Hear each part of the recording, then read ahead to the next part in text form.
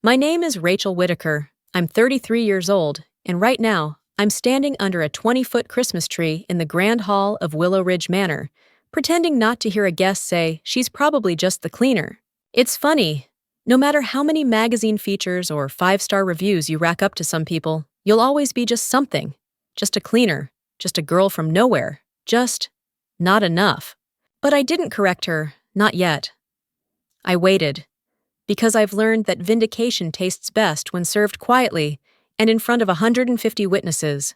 Before I can continue my story, take a moment to like the video and subscribe, but only if you genuinely enjoy what I do here. Tell me where you're watching from and what time it is where you are. I love seeing our little night owl community grow. Now dim the lights, maybe turn on a fan for that soft background hum, and let's ease into tonight's journey together. I grew up in a fading town outside Raleigh. My parents believed in appearances. Church on Sundays pressed polos for school sweet tea for guests, and a front porch swing that was mostly for show because the mosquitoes owned that space by 5 p.m. We didn't have much. My dad fixed HVAC systems. Mom worked reception at a dentist's office, smiling through appointments she could never afford for herself. But we had rules. We had pride. And we had the script: always smile, always say thank you, and never let them know you're struggling. I followed the script, even when we lost the house, even when I had to pick up work after school. I babysat, walked dogs, cleaned houses. In those neighborhoods where everyone had alarm systems and wine fridges, I learned fast that being invisible was part of the job. One family made me scrub their marble foyer with a toothbrush because their toddler spilled juice. I did it. Quietly. Because it paid $18 an hour. At 18, I got into Appalachian State for hospitality and events. My parents scraped together what they could, but I knew most of it would be on me. So I worked. I mean, really worked. Class by dayside, gigs by night, and weekends. Deep cleaning houses in the country club section of town. My hands always smelled faintly of lemon bleach. My feet never stopped hurting. And yet, I loved it. Not the scrubbing, but the watching, the observing. The way people moved in spaces they thought they owned. I studied their manners, their centerpieces, the staff they ignored. I learned what power looked like and what it pretended to be. The Christmas Eve wedding that changed everything began like any other high-end booking. The Whitmore family wanted exclusivity. Rehearsal, dinner, ceremony, reception, and Christmas brunch. Full buyout, no other events. Lorraine Whitmore, mother of the bride, spoke in statements, not questions. Vanessa deserves the best, she said, walking through the manor in a cashmere wrap and Gucci boots. This place is quaint, but workable. We'll bring in our own florist, of course. I told her I was the owner, twice. She blinked, then asked when the real manager would be available to sign off on decisions. It's always like that, you know. You say who you are and they blink you out of it, like your name doesn't stick. Still, the money was good. And December bookings are rare. I knew I could pay holiday bonuses to my staff. I told myself, suck it up, Rachel. It's just a weekend. You've survived worse. But I hadn't counted on what they'd say to my face, or what they'd assume about my past. And I sure hadn't counted on the moment they tried to erase everything I'd built right in front of my staff. I never planned on hospitality. I thought I'd be a teacher. Maybe open a little daycare if I could save enough. Something stable. Something that smelled like finger paints and peanut butter crackers. But the bills didn't care about my plans. So I said yes to whatever paid. My first long-term job was with the Caldwells, an overworked pharmaceutical exec, and his Pilates-obsessed wife. They needed someone to shuttle their twins between piano swim lessons and Mandarin immersion playdates. I needed rent.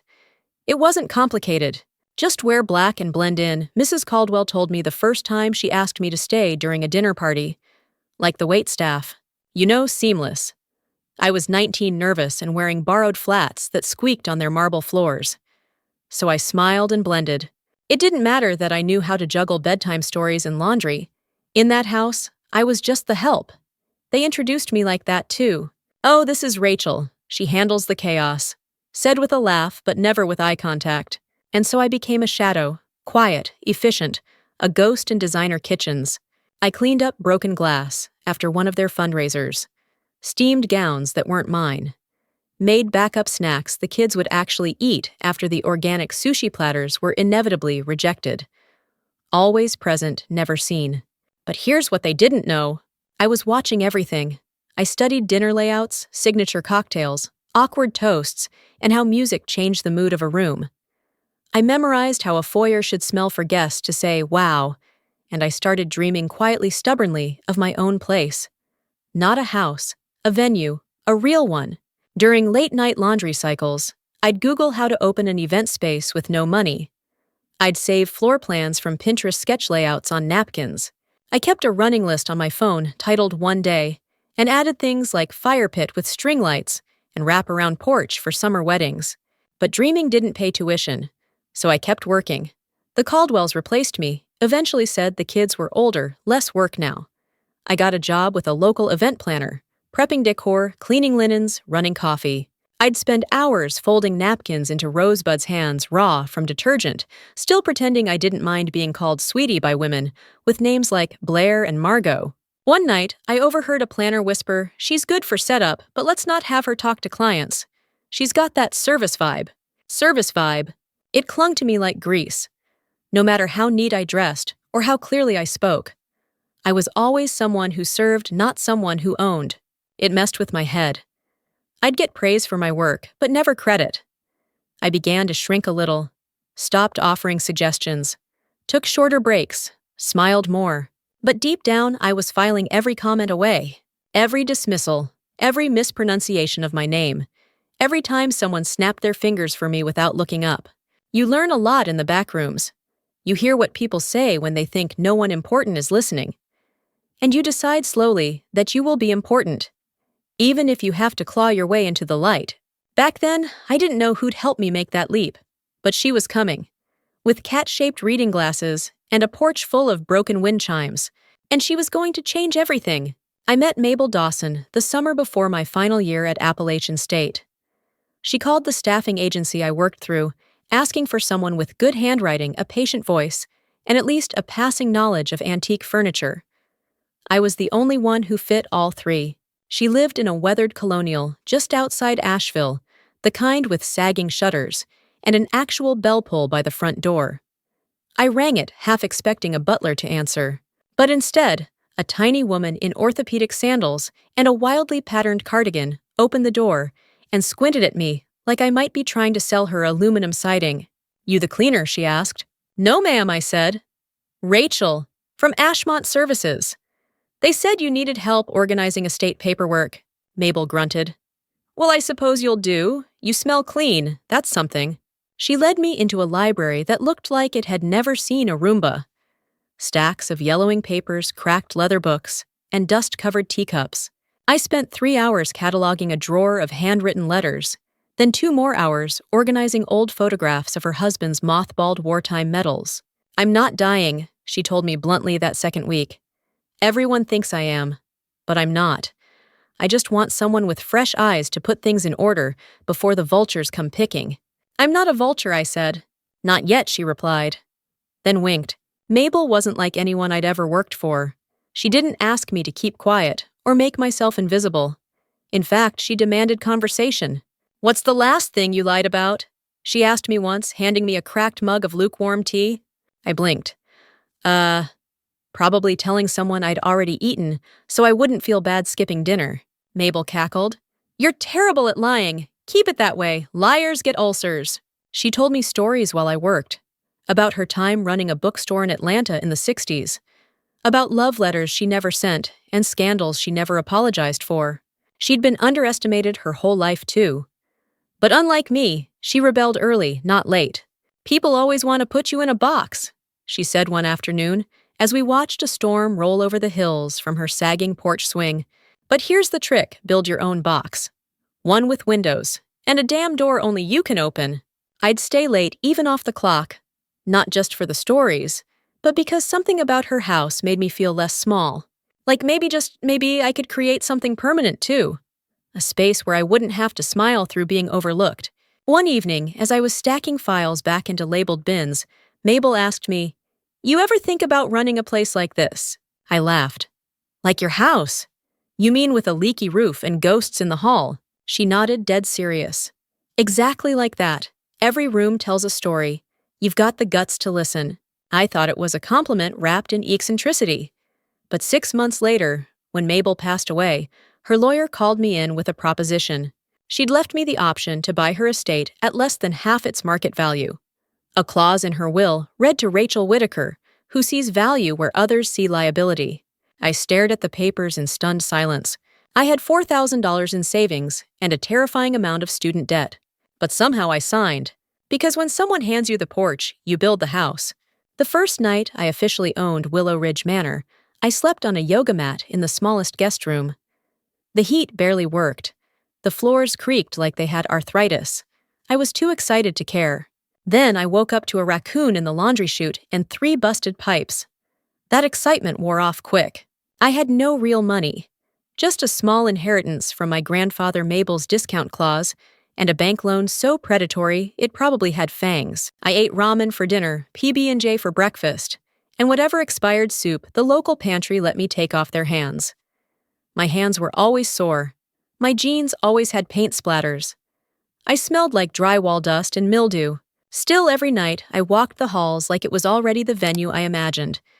I'd talk to the rooms out loud. This one will be the bridal suite. This will hold tastings. And this is where someone's grandmother will cry happy tears at the reception. I watched YouTube tutorials until 2:00 a.m.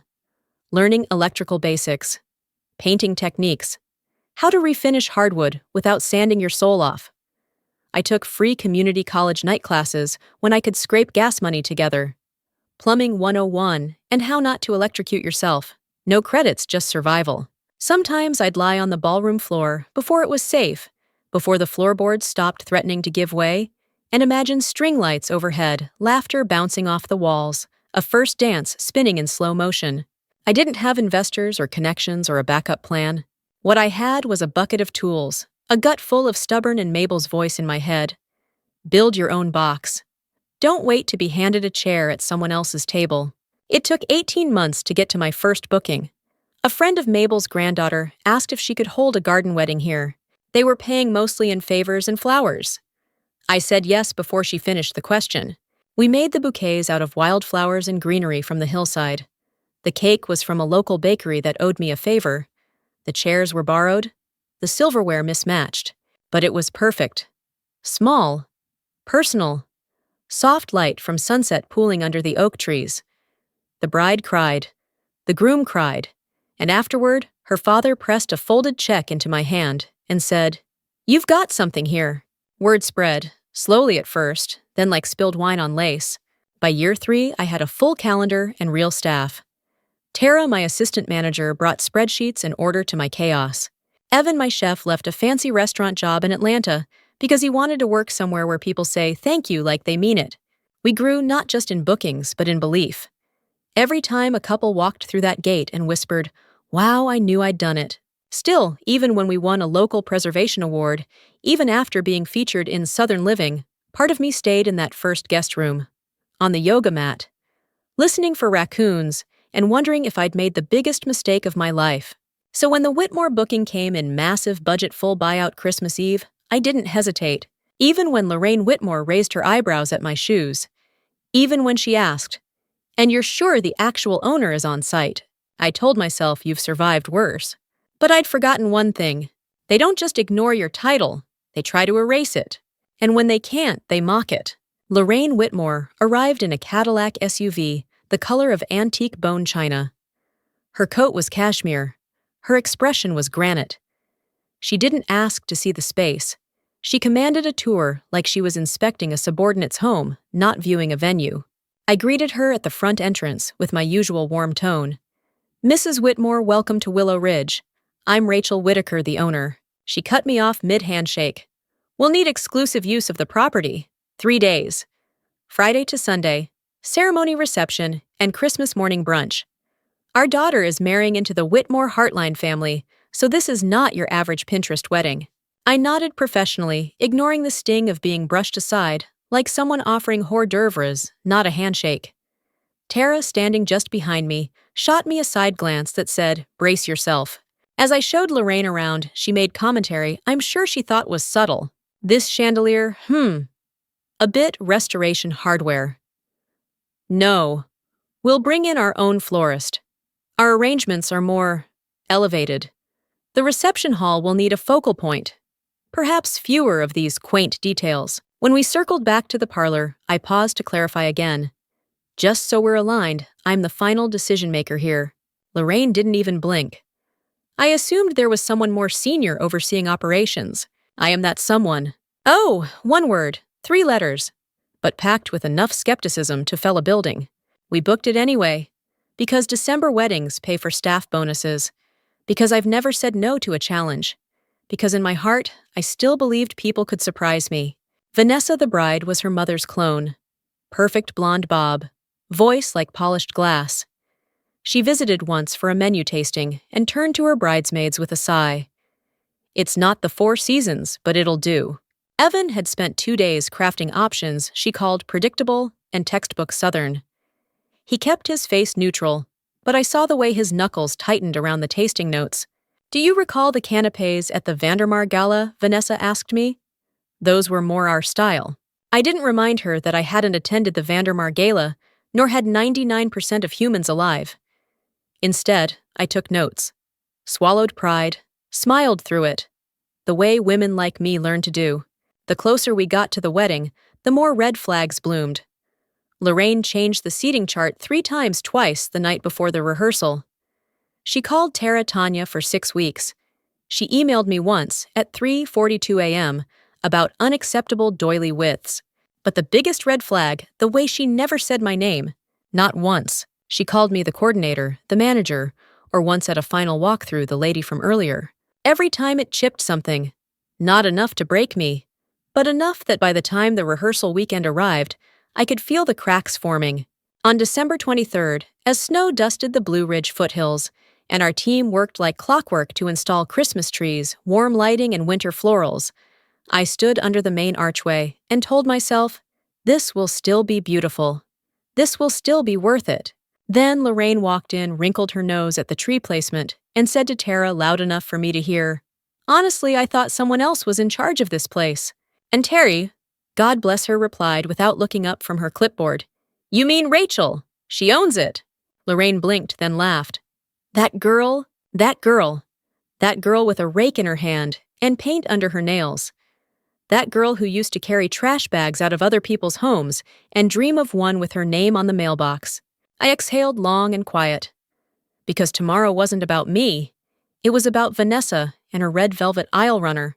But I had a feeling, an ache in my bones really, that tomorrow something was going to snap. And it wouldn't be a string of Christmas lights. Christmas Eve morning was crisp and cruelly beautiful. Snow clung to the evergreens that bordered the property, the light just soft enough to feel like a movie set. Tara arrived at 6:30 a.m. with a clipboard, 2 coffees, and the look of someone preparing for war. I was already on my feet, adjusting garlands, double-checking chair placements, and mentally triaging our contingency plans. 1 generator on backup, 3 space heaters warming the bridal suite, Evan in the kitchen prepping the Whitmore's specialty duck dish with a face like a storm cloud. By noon, Willow Ridge had transformed. 9 Christmas trees twinkled in harmony. The fireplace glowed in the reception hall. Ice sculptures, 2 lovebirds, one dangerously close to looking like a penguin, stood ready near the dessert station. It was gorgeous, magazine cover ready, and I didn't feel proud. I felt tight, coiled, like a string pulled too far.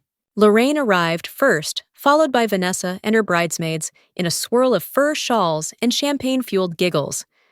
The photographer was late, which somehow became my fault.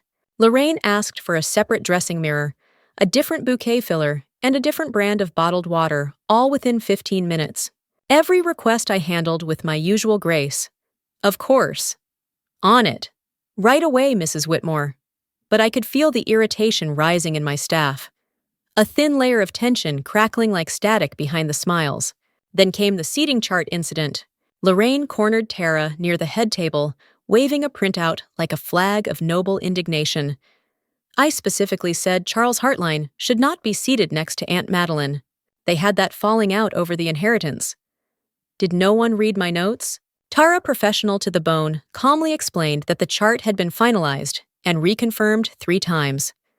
Lorraine insisted the entire configuration be redone an hour before guests were set to arrive. I stepped in, not to argue, just to salvage what we could.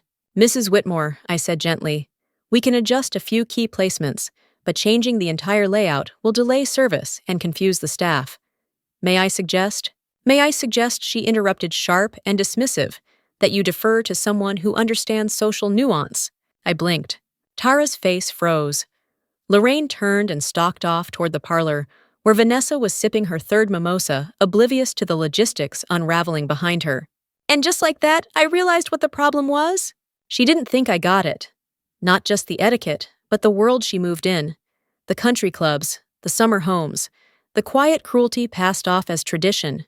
To her, I was the help. And worse, I had the audacity to speak like I wasn't. Throughout the ceremony prep, I kept my distance. I straightened silverware-fluffed centerpieces and watched from the periphery as guests arrived in furs and cufflinks, brushing past me without glancing up. One woman handed me her coat. Another mistook me for the valet. By the time the ceremony began, I had slipped into a role I hadn't played in years, invisible but essential. I stood near the back of the ceremony lawn, dressed in deep burgundy clipboard, tucked under one-arm radio earpiece in place. The music swelled. Vanessa walked the aisle like royalty. The guests gasped on cue. Even I had to admit it was beautiful. But as I turned to head back toward the kitchen, I caught sight of Lorraine watching me. Not like someone admiring the work, more like someone calculating what wasn't quite up to standard. Her lips pursed, her brow creased. And in that look, I saw a warning. You're out of place, girl, don't forget that. I nodded politely, turned on my heel and walked into the house. If she thought I didn't belong, she was about to find out just how wrong she was. Dinner service began at 6:00 p.m. sharp. The reception hall shimmered crystal snowflake centerpieces, velvet table runners, pine garlands laced with warm white lights. Evan's team moved with practiced grace, each plate a little masterpiece of seasonal luxury. The guests didn't see the near miss with the heat lamp, or that the dessert chef had cut his thumb and was piping whipped cream left-handed. I saw everything. That's the job. At 6:45, I finally sat down briefly at a staff-side table in the corner of the room. I was in my burgundy dress heels, off under the table, one hand still clutching a clipboard. I took a forkful of duck. Not because I was hungry, I wasn't, but because I always taste what we serve. If it's not good enough for me, it's not good enough for our clients. Then I felt it. That tightening at the base of my neck. That sixth sense. I looked up. Lorraine was staring at me from across the room, her sister Celeste beside her. Their faces like twin sculptures, sharp, amused judging. Celeste leaned in and whispered something. Lorraine laughed, and that laugh crackled across the room, like ice breaking underfoot. She stood, walked toward me, champagne in hand, determined. "Excuse me," she said loudly, with the kind of tone that makes strangers stop mid-bite. "Why are you sitting during service?" I stood slowly, napkin-folded heart pounding. "Just taking a brief moment to test the entree quality." She scoffed. "No, you were eating. With the guests." "I'm not a server," I replied softly but clearly. "I'm Rachel Whitaker, owner of Willow Ridge Manor." She blinked, tilted her head. "Sure you are." I stayed still, steady. My hands were calm, but my insides churned. "Look," she continued, her voice now a stage whisper, "I don't know what game you're playing, but don't embarrass yourself. We all know you're just the help." Celeste arrived behind her, with impeccable timing wineglass in hand, eyes glittering with theatrical pity. "Didn't I see you earlier with the bride's dress? I thought you were the coordinator or something." I was helping her with the dress, I said, because I like to be involved. And again, yes, I'm the owner. That word hung there. Owner. Lorraine laughed, full-throated and cruel. "Sweetheart, please. Let's not pretend. You're clearly, well, staff. Nothing wrong with that." Celeste added, "It's kinda cute. You know, the whole pretending to be in charge bit." And then, like they'd rehearsed it, Vanessa appeared. "What's going on?" she asked, peering at me like I was a wrinkle in her wedding gown. "She says she owns this place," Lorraine told her daughter, smirking. Vanessa looked me up and down. "Wait, weren't you a housekeeper or something?" That one hit like a slap. Because yes, I had been, but not for them. And not like they meant it. "There's nothing wrong with honest work," I said, steadying my breath. "But again, I own Willow Ridge, and I'd appreciate if you stopped." "Oh my God," Vanessa laughed. "She's still going. This is wild." She probably bought a blazer at TJ Maxx and started telling people she was management. Celeste giggled. You know how they do. The phrase landed with a thud, you know how they do. There it was. Not just doubt, not just disrespect. It was class warfare dressed in pearls and Prosecco. The guests started whispering. Some stared. A few looked away. I saw Mia, our youngest server, frozen behind the drink station. I saw Evan watching from the kitchen door, jaw clenched. Tara, fists balled at her sides, was halfway across the room before I gave her the subtlest shake of my head. This was mine to handle. I drew a breath. My shoes, those sensible red heels from DSW, suddenly felt like concrete. If you'll excuse me, I said quietly, I need to check on dessert. Lorraine grabbed my arm, not hard, but with ownership. Don't walk away from me. I gently pulled back. Please don't touch me. I turned, walked, shaky but upright, and behind me, the words started to spread like fire through a dry field. Just the cleaner. Just the help. I didn't cry. Not yet. Not when the room went half quiet, half humming, with ugly little snickers. Not when someone said she probably cleans up after events to save on payroll. Not when Vanessa whispered something to a bridesmaid, and they both turned to look at me and giggle into their flutes. But inside I was shaking, because this wasn't just about me anymore. It was about every one of my staff members, my people watching their leader be humiliated, like she was some overreaching janitor who wandered into the ballroom by mistake. It was about Mia, who told me she wanted to study hospitality because she'd never seen a boss like you before. It was about the invisible labor we all did every day to make this place feel like magic. And in front of 100 strangers, they were reducing me to a punchline. I opened my mouth to respond. Not to scream, not to defend, just to stand up. But before I could get a single word out, a voice cut clean across the room. Is there a problem here? The tone was calm, measured, but it sliced through the chatter like a cleaver. Everyone turned. It was Charles Chuck Whitmore Sr., father of the groom, standing just inside the circle of tables, his dark suit immaculate, his face unreadable. Lorraine blinked. Chuck, thank goodness. We've got a bit of an issue with the waitstaff. Chuck looked at her, then at me, then back at her. His eyes narrowed just slightly. Waitstaff. She claims she's the owner, Celeste piped up, like she was tattling on a child playing dress-up. Of the whole estate. Chuck stepped forward. She is the owner. Lorraine blinked again. Once. Twice. I what? Chuck's voice remained quiet but firm. Rachel Whitaker owns Willow Ridge Manor. She's the one who renovated this property. She's the one who's been coordinating your daughter's wedding from the start. She's also the reason I agreed to fund half the budget. The room stilled. Vanessa's champagne glass froze halfway to her mouth. She was mentioned in Garden and Grace Southern Living and the Asheville Business Journal last year. Chuck continued. Started this place with nothing but a toolbox and a loan. Built every damn inch with her own hands. You think someone else made those gardens bloom? Fixed the broken foundation. Set up the grants for local hospitality students. I stood there in stunned silence. And for once, so did Lorraine. Frankly, Chuck added, I'm embarrassed by how she's been treated tonight.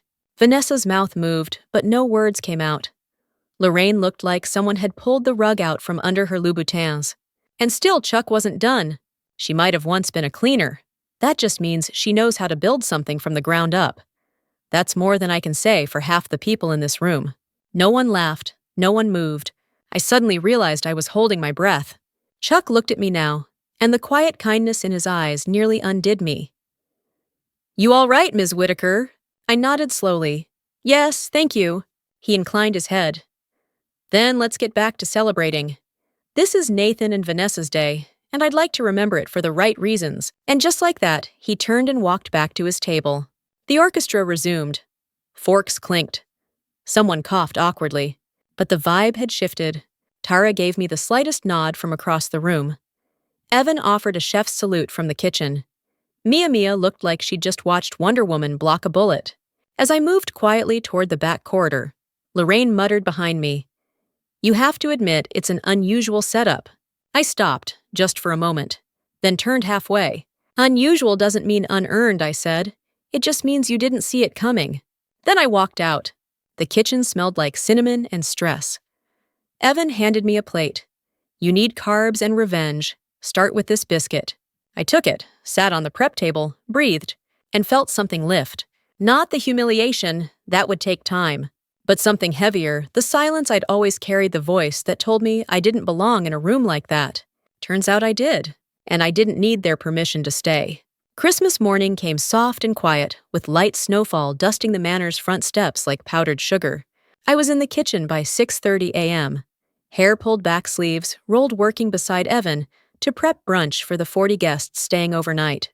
The tension of the night before still clung to the walls like smoke, but we didn't speak of it. Not yet. Instead, we whisked hollandaise and brewed coffee and plated croissants with blood orange marmalade. Normal things, tangible things. Tara joined us an hour later, carrying 3 wrapped boxes for the staff gift exchange, plus a card someone had slipped under the office door. "It's from Chuck," she said, handing it to me. "And Nathan." Inside the envelope was a handwritten note and a folded check made out to the Willow Ridge staff, an additional gratuity. "To those who kept their grace while others lost theirs," Chuck had written. "Thank you for showing what dignity looks like in real time." I didn't cry, but I had to set the check down for a minute and walk outside. Just to breathe. The brunch went smoothly. Lorraine appeared frosted and brittle. Vanessa was silent, perched like a porcelain bride, going through the motions of thank you smiles and hollow eye contact. Nathan was polite, composed, careful. Chuck, however, made sure everyone in his family met me. "This is Rachel Whitaker," he said more than once, loudly enough for those still unsure to hear. "Owner of Willow Ridge. The reason any of this worked." I was polite in return. I shook hands, smiled, and made sure mimosas were refilled and bacon was crisped. But I kept a careful distance from Vanessa and Lorraine.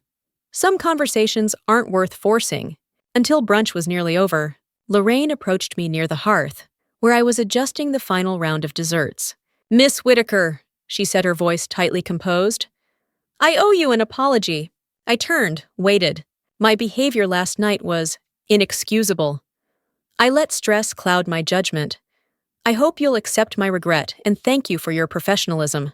It was the kind of apology that came not from reflection, but reputation management. Still, I nodded. "I appreciate you saying that." She hesitated. "Stephanie, my youngest, is recently engaged. She asked specifically if we could consider Willow Ridge for the engagement party." I raised an eyebrow. "Is that so?" "Yes," she replied suddenly, very interested in the edge of her napkin. "She saw the photos, and she was here last night." I let the silence stretch just long enough to matter. "We can set up a consultation," I said finally, "if she reaches out directly." She nodded once, then retreated like someone who'd just been handed a verdict. After the guests left, we closed the doors and took our time cleaning up. The staff moved with a new energy, not relief exactly, but something deeper.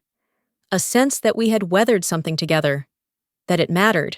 Later that evening, in the staff lounge, Tara presented me with a small cake Evan had baked Boss Lady, written in crooked icing.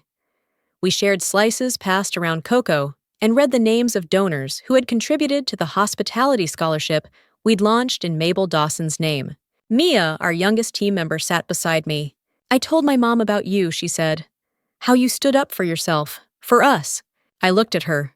"That means more than you know. I want to run a place like this someday," she said quietly. "Not just beautiful, but safe." I thought about that word, safe. It's what I'd always wanted Willow Ridge to be. Not just stunning, not just successful, but a place where no one was just anything. Not just the help. Not just the cleaner. Not just... I squeezed her hand. "You already will." It was early June when the email came through. Subject line event inquiry. Stephanie Whitmore engagement. The sender, Lorraine. At first, I thought it was a mistake. Maybe a PR stunt. Maybe some twisted social test. But no, it was real. She wanted to book Willow Ridge for her younger daughter's engagement party. Her message was polite, clipped. No demands, no flourishes. Stephanie, she said, specifically requested the venue. She remembers the holiday wedding, Lorraine wrote, and spoke highly of how you handled everything. I stared at the screen for a long time before I responded. Then I did what I always do. I took a breath, checked the calendar, and replied professionally. A week later, Lorraine showed up for the consultation. She was on time, alone, dressed in summer linen and low heels, a printed schedule in hand. The contrast was stark. There was no sniff of superiority this time, no icy glances, no need to clarify who I was. "Miss Whitaker," she said at the door with a slight nod. "Thank you for seeing me." We toured the gardens again, just like last winter. Except this time she listened when I spoke. She even took notes. Stephanie, it turned out, was nothing like Vanessa. She was warm, opinionated, and surprisingly direct. "I want this to feel like a dinner party where people just happen to be wearing diamonds," she said, grinning. During the tasting, she asked Evan detailed questions about food sourcing. She thanked Mia now, on our planning track, for adjusting the lighting setup. She complimented Tara's logistical spreadsheet like it was a TED Talk. After they left, I sat on the back steps of the manor, watching the sun dip over the hills, and wondered how many people saw the change. Was it growth guilt, public image correction? Or maybe it was a shift brought on by embarrassment that finally peeled back the gloss. When the event came and went, smooth, joyful, elegant, I realized something strange. I wasn't angry anymore. Lorraine had tried to erase me and failed. The world had watched and remembered. My people had seen the worst of her and stood taller in the aftermath. Willow Ridge had received more inquiries in the last 6 months than ever before. Our summer bookings were full. We were expanding to include a new ceremony pavilion. I'd been asked to speak at a local women's leadership summit, and my quote from the winter confrontation had started making the rounds online. Unusual doesn't mean unearned. It just means you didn't see it coming. When I looked at the young women applying for our internship program, many of them first-generation college students, I saw my younger self in every line of their cover letters. And I remembered Mabel's porch, those chimes clinking wildly in the wind. "Build your own box," she'd said, with a lock on the inside. That was what Willow Ridge had become. My box, my sanctuary, my stage. I still wore those same red heels sometimes, the ones Vanessa mocked. I liked the squeak they made on the hardwood floors, like they were reminding me where I came from. Sometimes at night, I still walk the empty halls. Lights low, just me, the creak of the wood, and the hum of a dream that refused to die. Have you ever been underestimated? Shrunk into a box that didn't fit a title? You'd outgrown a version of yourself someone else wrote I have, and it nearly broke me. But what I've learned is this. You don't have to scream to be heard. You don't have to prove your worth to people determined not to see it. You just have to keep showing up, keep building, keep owning your story, especially the parts they try to use against you. If this story hits something inside, you share it. Like it, subscribe, but only if it made you feel a little less alone. And if you've ever been called just anything, just the cleaner, just the intern, just the girl from nowhere, know this. You are never just anything. You are a whole story. Write it loud.